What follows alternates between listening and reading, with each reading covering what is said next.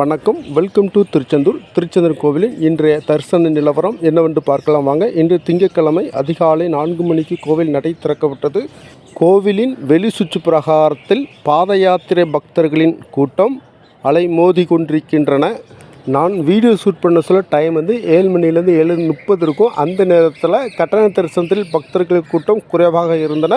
பொது தரிசனத்தில் பக்தர்களின் கூட்டம் நார்மலாகத்தான் இருக்கின்றன. அதனால் சுற்றுப்பகுதியில் பக்தர்கள் தரிசனம் செய்யலாம். நாளை அப்டேட், நாளை தைப்பூசம் என்பதால் பக்தர்களின் கூட்டம் அதிகமாக இருக்கும். அதனால் வெளியூர் பக்தர்கள் பிளான் பண்ணி வாங்க. இன்றைய தகவல்: கோவிலுக்கு வரும் பாத யாத்திரை பக்தர்கள் டோக்கன் பெற்று வருபவர்கள், அதாவது கோவிலின் முன்புறம் கடற்கரை இறங்கு வழியில் நீண்ட வரிசையில் பக்தர்கள் காத்து நிற்கின்றனர்.